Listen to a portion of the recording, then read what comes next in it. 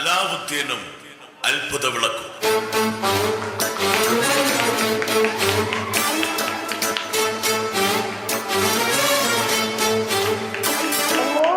ഒരു ദേശത്ത് ഹസറുദ്ദീൻ എന്ന ചെരുപ്പ് കുത്തിയും കുടുംബവും പാർത്തിരുന്നു.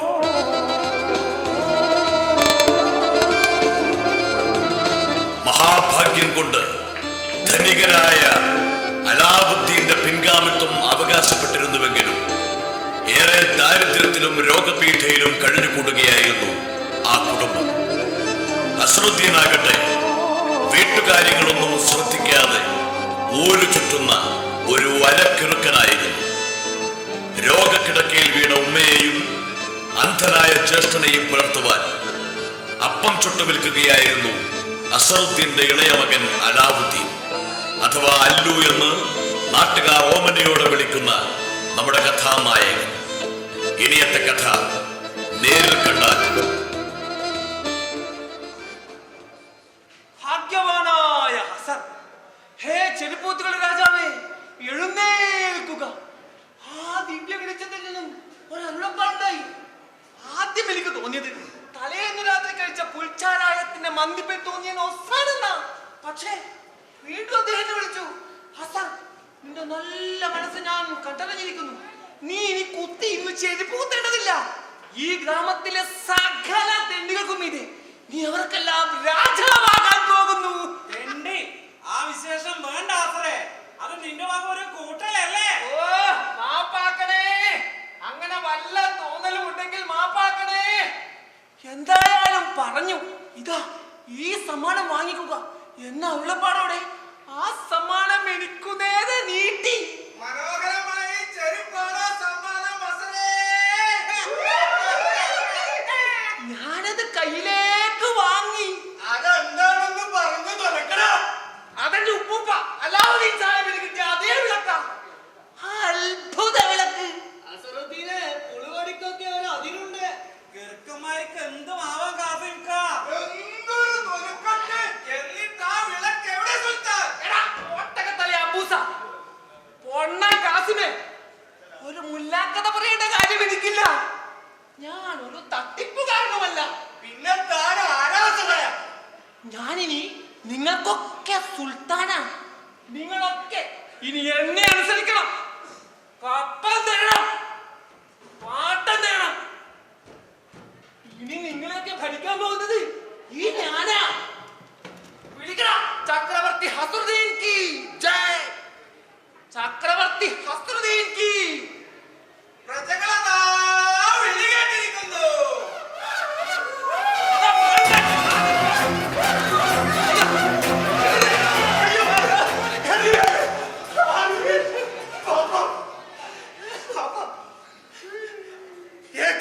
മനുഷ്യന്മാരെ, സ്വന്തം ബാബാക്കാണ് ഈ അസുഖം വന്നിരുന്നെങ്കിൽ നിങ്ങൾ ഇങ്ങനെയൊക്കെ ചെയ്യോ? ഇങ്ങനെയൊക്കെ ചെയ്യോ?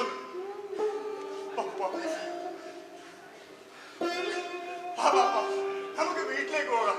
ഉമ്മ വിഷമിച്ചിരിക്കാം വാപ്പാനെ കാണാതെ. നമുക്ക് പോകാം. ഇന്നലെയും ആരിഫ് എന്നെ സാബിർക്കാനും തല്ലി, മൂക്കറ്റം കുടിച്ചു വന്ന് അപ്പപ്പാത്തും തല്ലി പൊട്ടിച്ചു. ഉമ്മാനെ കട്ടിന്ന് ചവിട്ടി താഴെ ഇട്ടു. ഓടി ഭ്രാന്താവാനെ. ജനിച്ചു വീണപ്പോ മുതൽ പടക്കാണോന്റെ ജന്മം. ഉമ്മാക്ക് എഴുന്നേറ്റ് നടക്കാൻ കഴിയുമായിരുന്നെങ്കിൽ കണ്ണ് കാണാത്ത സാബിർക്കാരും കൂട്ടി ഞാൻ എങ്ങോട്ടെങ്കിലും ഓടിപ്പോയത്. ഓനെ ചെകുത്താൻ മേച്ച് നടക്കുക. നമുക്ക് വീട്ടിലേക്ക് പോവാം. മോനെ, അല്ലാഹു തന്നെയല്ലേ നിന്നെ കണ്ണിയോടെ നിന്നെ ശരിക്ക് സമ്മാനിച്ചത്. പക്ഷെ ഇപ്പോഴില്ല. അതിനു മുമ്പ് എനിക്ക് ആ ദ്രോഹിയായ ആരിഫിനെ ഒന്ന് കാണണം. ആരിഫ് ഖാനെ ബാപ്പ എന്ത് ചെയ്യാൻ പോവാ? ഞാനവനെ മുണ്ടനാക്കും. രണ്ട് കൈയും കാലും തല്ലിയൊടിച്ച് ഞാൻ അവനെ ചട്ടനാക്കും. അതെങ്ങനെ ബാപ്പ?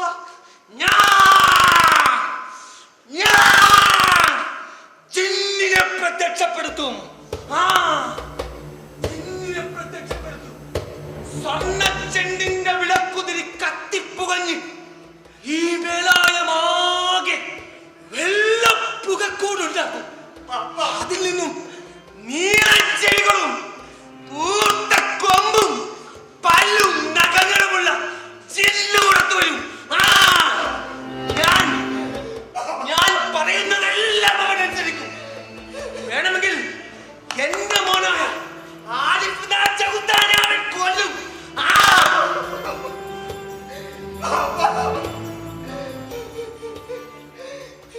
മോനെ മോനെ അല്ലു, നീ എന്തിനാ മോനെ കരയുന്നേ? എന്റെ ബാബക്ക് ഭ്രാന്തായി പോയി. എന്റെ ബാബക്ക് ഭ്രാന്തായി പോയി. ഭ്രാന്തി തന്നെയാണ് അതിന്റെ ബാബക്ക്. അതേടാ, ഭ്രാന്തി തന്നെയാണ്. ഈ ചിരിക്കുന്ന കൂട്ടനെ കണ്ട ഇവനാ എന്നെ ഭ്രാന്തരാക്കിയത്. അല്ലെങ്കിൽ ഇവരെ പഠിച്ചിട്ട് എന്താ കാര്യം? തലവിധിയാ, തലവിധി.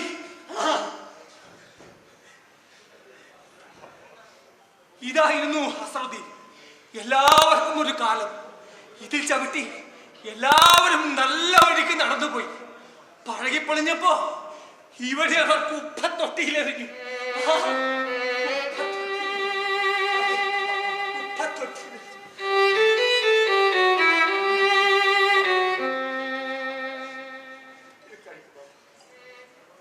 വേണ്ട മതിയല്ലോ, ഇത് വാപ്പക്ക് വേണ്ട. കഴിക്കു ബാപ്പ. ഇത് നിനക്ക് നാലാളെ പോറ്റാനുള്ള കോപ്പ. ബാപ്പക്ക് ഇത് വേണ്ട മോനെ. 4 അല്ല ബാപ്പ, 5. എന്റെ ബാപ്പ അടക്കം 5. കഴിക്കു ബാപ്പ, കഴിക്കു.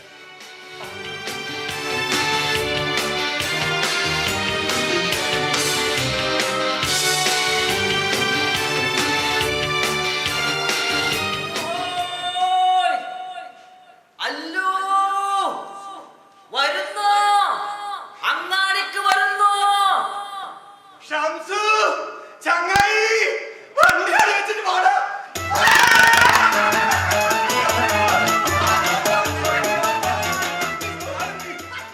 അല്ലോ, സമയമില്ല, ഒരുപാട് ജോലിയുണ്ട്. എന്റെ അറബി രാജമാനില്ല. ഞാൻ ഒറ്റക്ക ചരക്ക് കൊണ്ടുവന്നത്. വണ്ടി നിറച്ച് ചരക്ക. നിന്റെ കാത്തറന്നൊക്കെ എത്ത് വെച്ചിടാ. 2 ദിവസമായി കിടപ്പില്ല. ഫക്കീർ വന്ന് ഊതിക്കൊടുത്തിരിക്ക. ഇറച്ചി അധികമാണത്രേ. ഒരൊട്ടകത്തിന്റെ അത്രയും ഉയരം തടിയും. എടാ, നീ ഇപ്പോഴും ഒട്ടകത്തിന്റെ വണ്ടി അന്വേഷിച്ച് നടക്കുക. വയറ്റ് പേപ്പറിൽ അസർക്ക. നിനക്ക് 2 അനിയത്തിമാരില്ലേ? ഓട നീനൊക്കെ മാറിയ ബാപ്പ ഷാഹിന മരിച്ചുപോയ അസർക്ക 5-6 മാസം മുന്നേ. ഇപ്പോൾ വീട്ടിൽ ഞാനും ഷാബിയായി മാത്രമാണ്. അവൾക്കും തീരെ വയ്യ. യാ അല്ലാഹ്. ഷംസു അല്ലു, നീ വരുന്നെങ്കിൽ വാ. അങ്ങാടിയിൽ ആളൊത്തിരി കൂടും. നല്ല രസമായിരിക്കും. പിന്നൊന്നൊരു വിശേഷമുണ്ട്. നമ്മുടെ മല്ലൻ മമ്മൂട്ടിക്കയും ചൂടൻ ഹുസൈനും തമ്മിൽ ഇന്ന് വെട്ടും. ഹുസൈനിക്കാന്റെ ദീവീനാ മമ്മൂട്ടിക്ക് തട്ടിയെടുത്തുന്ന കേസ്. ഷംസു പോ, ഞാൻ ബാപ്പാനും വേണ്ടി വരുന്നുള്ളൂ. എന്നാ പോട്ടെ പോട്ടെ സർക്കാർ.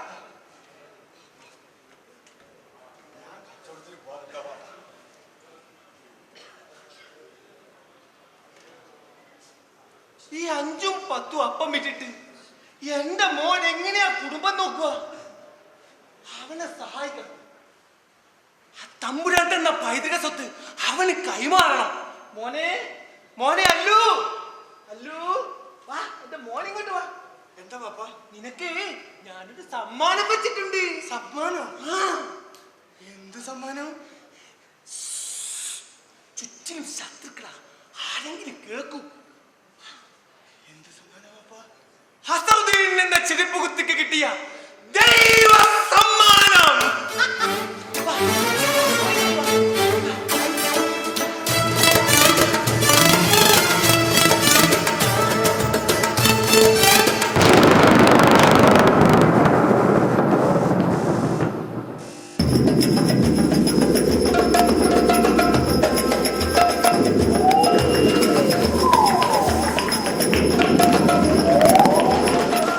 അലാവുദ്ദീനും അത്ഭുത വിളക്കും.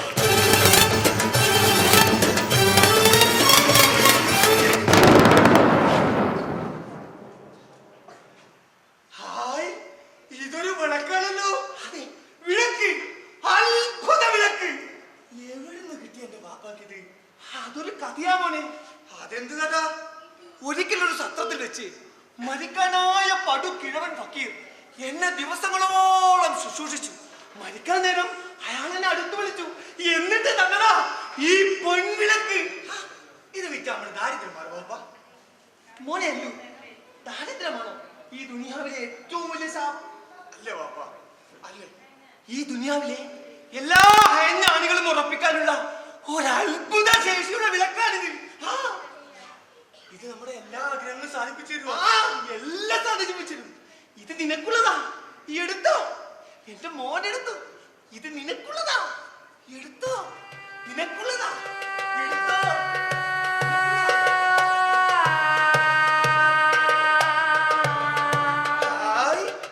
എന്തു രസമുള്ള വിളക്ക്.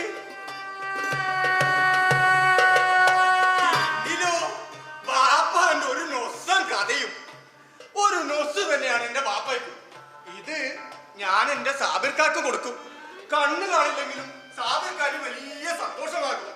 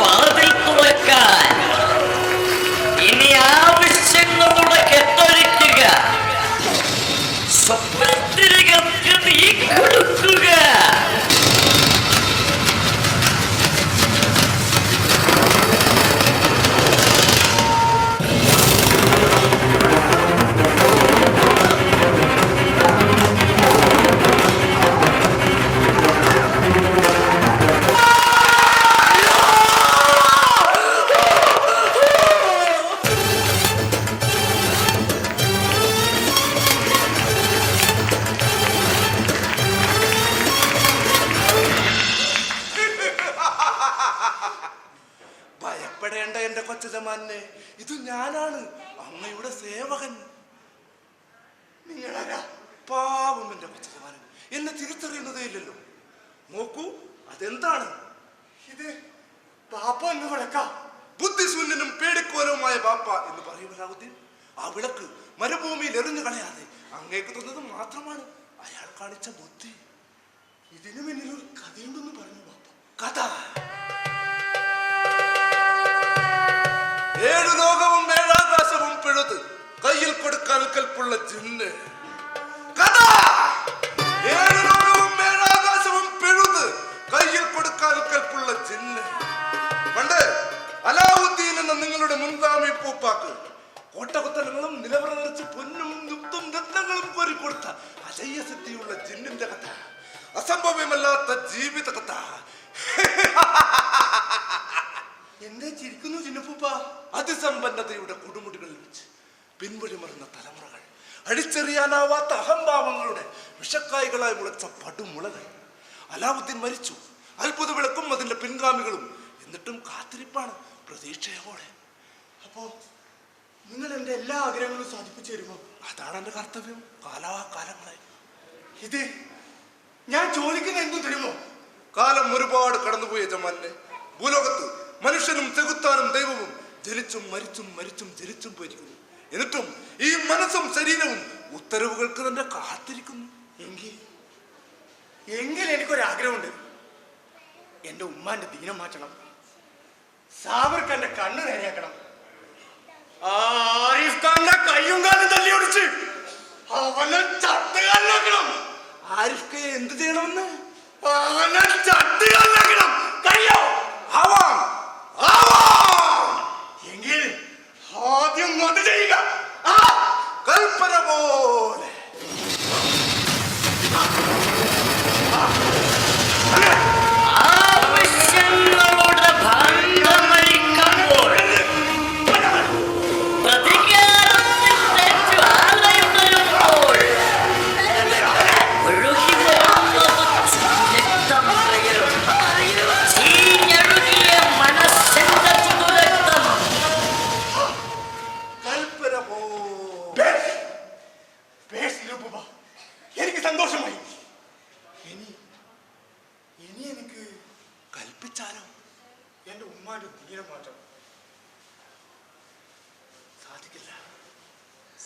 പറഞ്ഞില്ലല്ലോ.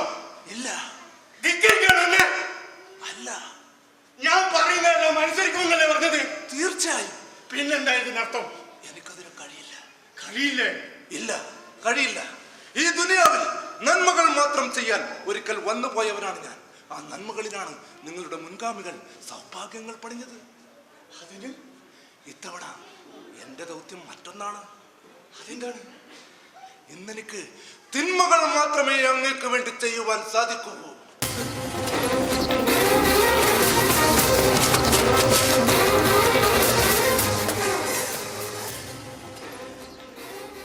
തിന്മകളോ? തിന്മ, നശിച്ച സത്യത്തിന്റെ നന്മയുടെ മറുവശം. എന്തും എന്തും അങ്ങേക്ക് വേണ്ടി ചെയ്തു തരാൻ അടിമയായ ഞാൻ ഒരുക്കമാണ് യജമാനെ. പക്ഷേ എല്ലാം അധർമ്മത്തിന്റെ ചട്ടങ്ങൾ കൊണ്ട് മാത്രം. അതാണ് എന്റെ പുതിയ ദൗത്യം. നൽകിയതെല്ലാം തിരിച്ചെടുത്ത് മടങ്ങിപ്പോവുക. അല്ല, എനിക്കൊന്നും മനസ്സിലാവുന്നില്ല. ബാപ്പ നമ്മളെ കുടിക്കുക. ഭയപ്പെടേണ്ട, അങ്ങേക്ക് ഒരുപാട് ആവശ്യങ്ങളുണ്ട്. അത് സാധിക്കാൻ പല വഴികളും. ഇത് എളുപ്പ വഴി. ആ, എന്തെങ്കിലും. പക്ഷേ ഒന്നോർക്കണം, അത് പ്രധാനപ്പെട്ട കരാറാണ് അലാവുദ്ദീൻ. ഒരു പ്രവൃത്തിക്കന്നെ നിയോഗിച്ചു കഴിഞ്ഞാൽ പാതി വഴി വെച്ച് അത് മുടക്കാൻ ശ്രമിക്കരുത്. അപകടകരമായ കളിയാണിതെന്ന് ഓർമ്മ വേണം. സ്വന്തം നേർക്കു തന്നെ തിരിച്ചു വന്നേക്കാവുന്ന ആയുധം കൊണ്ടുള്ള കളി.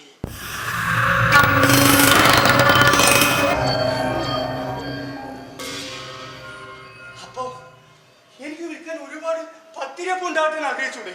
ഇല്ല, എന്റെ പഴയ വീടിന്റെ സ്ഥാനത്ത് ഒരു കൊട്ടാരം, ഒരുപാട് പണം, സ്വർണം, വെള്ളി.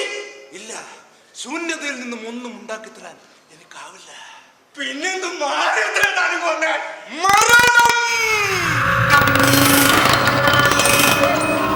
അതെനിക്ക് ഏറ്റവും ഇഷ്ടപ്പെട്ട വിനോദമാണ് യജമാനനെ. അപ്പോ ഒരാൾ കൊല്ലണമെന്ന് പറഞ്ഞാ പറയൂ, ചെയ്യാം. അല്ലെങ്കിൽ അത് വേണ്ട. എനിക്ക് ഒരുപാട് പത്തിരപ്പ് ഉണ്ടാക്കി തന്നാ മതി. കഴിയോ? ഇല്ല. പിന്നെ ഞാനിങ്ങനെ പണക്കാരനാവും. ഒരു ഉപദേശം തരാമങ്ങുന്നേ. ആ, പറഞ്ഞു തുടക്ക്. പത്തിരിയപ്പം വിൽക്കാൻ അറിയുന്നവരെല്ലാം ആ വിദ്യ മറന്ന മന്ദന്മാരാക്കിയേക്കാം.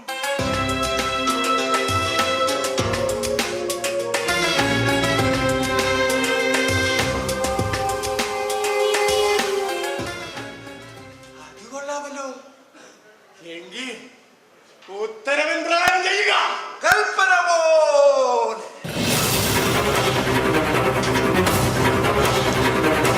പ്രതികാരത്തിലൂടെ സ്വാർത്ഥതയിലേക്ക്, സ്വപ്നങ്ങളിലൂടെ സ്വർഗങ്ങളിലേക്ക്.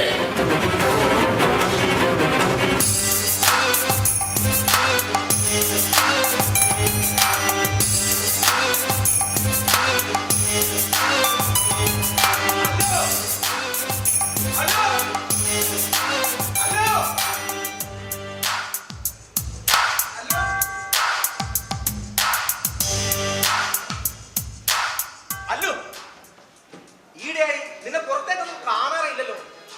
ഞാനല്പം തിരക്കാനോട് ശ്രമിച്ചു. ആ, നിന്റെ കച്ചവടമൊക്കെ നന്നായിന്ന് കേട്ടു.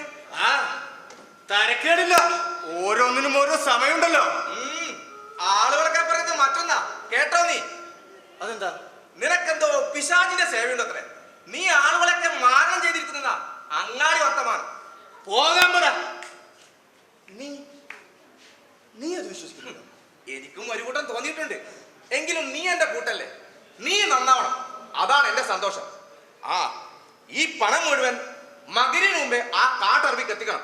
വൈകിയാൽ കാട്ടുപോത്തിനെ പോലെ അമറും. ഇന്ന് ഒത്തിരി പിരിവുണ്ട് എടുക്കാൻ മാത്രം. ഇരുട്ടിയാൽ വല്ല പിടിച്ചു പറിക്കാനും കാണും പടിയിൽ. എന്നാ പോട്ടെ ചങ്ങാതി. ഇതിൽ ഒത്തിരി പണമുണ്ടോ? അറബിയുടെ നല്ല സമയമാണ് ഇഷ്ട.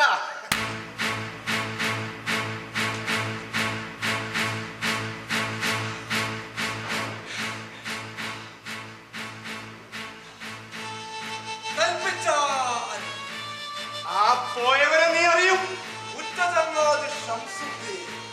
അവന്റെ കയ്യിൽ പണമുണ്ട്, ഒരുപാട് പണം. അതെനിക്ക് വേണം. അതെനിക്കറിയാം യജമാനെ. എങ്കിൽ വേണ്ടത് ചെയ്യുക. കൽപ്പന പോലെ. മനസ്സ് മനസ്സിനെ ചതിച്ചു, കർമ്മത്തെ ചതിച്ചു, ധർമ്മത്തെ ചതിച്ചു.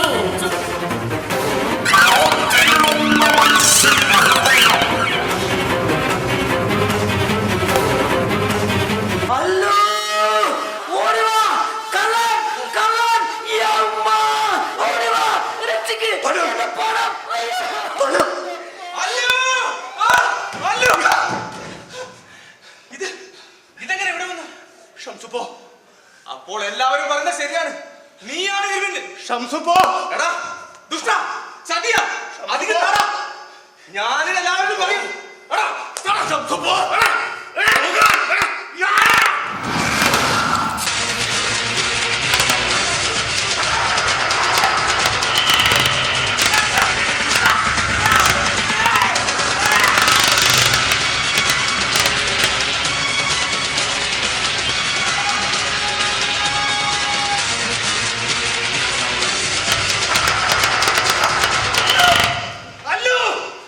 കണ്ടു, അല്പം വഴി പോയി. അതാ കുഞ്ഞിന്റെ നിർഭാഗ്യം. തലയുണ്ട്, എന്നിട്ട് ഇങ്ങോട്ടൊന്ന് നോക്ക്. ഞാനൊന്ന് നോക്കട്ടെ, ഇതെന്റെ മോൻ അല്ലു തന്നെയാണോ എന്ന്. നിനക്ക് എങ്ങനെ കഴിഞ്ഞടാ, എങ്ങനെ കഴിഞ്ഞെന്ന്. നിനക്കിപ്പോ ഏത് ചെകുത്താന്റെ സേവയാടാ? ദൈവം അപ്പൊ ഞാൻ ഭയപ്പെട്ടതുപോലെ സംഭവിച്ചു. ആ ദൈവം നിന്നെ ചെകുത്താനാക്കി മാറ്റി. ഇല്ല, ഞാനിത് അനുവദിക്കില്ല. ഞാനിത് തിരിച്ചെടുക്കാൻ പോകുന്നു. എനിക്ക് തരാൻ.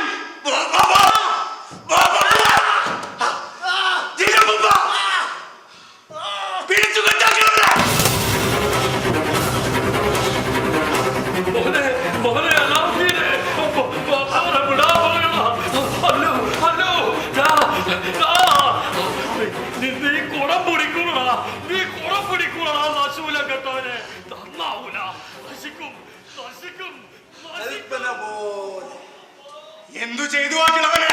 കൽപ്പന പ്രകാരം മേലിൽ ഇത്തരം അനുഭവങ്ങൾ എനിക്കുണ്ടാകരുത്. ഉത്തരവ്. എനിക്കിവിടെ രാജപദവി വേണം. ഞാനാകണം സുൽത്താൻ.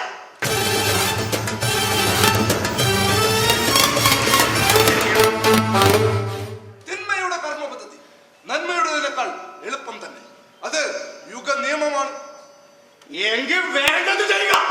പ്രവൃത്തി നിർദ്ദേശം അങ്ങയുടേതാണ്. എന്നെ ധിക്കരിക്കുന്നവരെ കൊന്നുകളയുക. പ്രജകളെല്ലാം കൊന്നുകഴിഞ്ഞാൽ രാജാവെന്ന വാക്കിന് അർത്ഥമില്ലല്ലോ യജമാനെ. അവിടെ നിയമാവലിയുണ്ട്. അതിൻ പ്രകാരം 15-നും 25-നും ഇടയിൽ പ്രായമുള്ള ആർക്കും യുവരാജാവാകാം. അതിലൊന്നവൻ അലാവുദ്ദീനാകണം. ഒരു ചെരുപ്പ് കുത്തിയുടെ മകന് കുലം കൊണ്ടും കർമ്മം കൊണ്ടും ഏറ്റവും പിറകിൽ സ്ഥാനം കൽപ്പിച്ചിരിക്കുന്നു. നീ എന്റെ അടിമയാണ്. എന്നെ അനുസരിച്ചില്ലെങ്കിൽ നിന്നെ ഈ വിളക്കിനെ ഞാൻ കളയുകയും. വിനാശം, വിനാശം. കർമ്മഘട്ടത്തിന്റെ 3-ാം പകൽ അത് നിർവഹിക്കാൻ ഒരു കൊച്ചു ബുദ്ധിക്ക് പാകം നൽകിയ ഫക്കീർ അദ്ദേഹത്തിന് നീ കടലിൽ മുങ്ങേണ്ടി വരും എന്നത് എന്റെ ഉത്തരം. രാജകിരീടം ചൂടി തണുപ്പിക്കണം. ഈ തലമൂർത്തിയുടെ നീറ്റൽ കൽപ്പന പോലെ.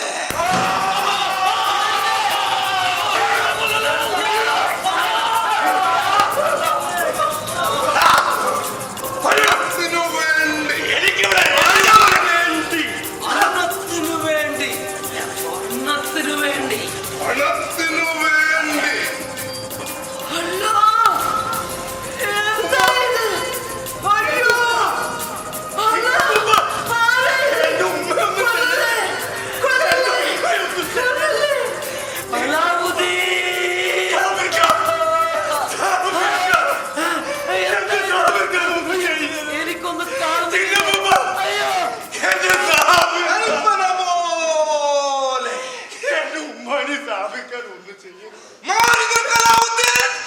കരാർ പ്രകാരം കർമ്മത്തിൽ നിന്നും വിലക്കാൻ അങ്ങേക്ക് അധികാരമില്ല.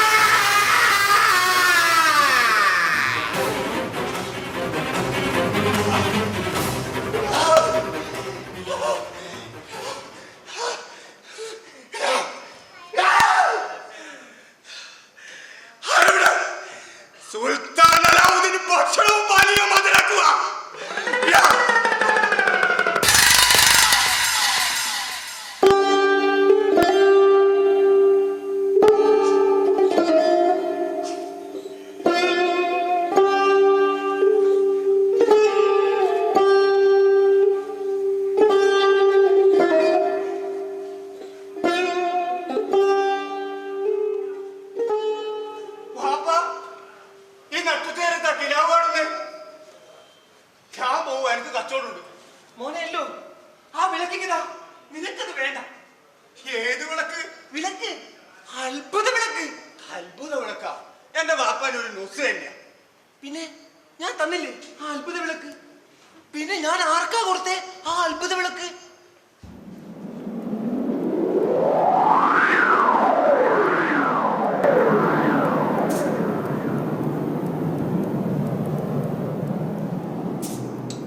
അലാവുദ്ദീൻ്റെയും ബാപ്പ ഹസ്രുദ്ദീൻ്റെയും അത്ഭുതങ്ങൾ കാഴ്ചയാക്കുന്ന ജിന്നുപ്പോപ്പയുടെയും കഥ ഇവിടെയും അവസാനിക്കുന്നില്ല. അത്ഭുത സിദ്ധികൾക്കും ഭാഗ്യാനുഭവങ്ങൾക്കും വേണ്ടിയുള്ള കാത്തിരിപ്പിൽ അർപ്പണത്തിൻ്റെയും അധ്വാനത്തിൻ്റെയും സിദ്ധി മറന്നുപോയ തലമുറകളിലൂടെ ഈ കഥ തുടർന്നു പോകുക തന്നെ ചെയ്യും.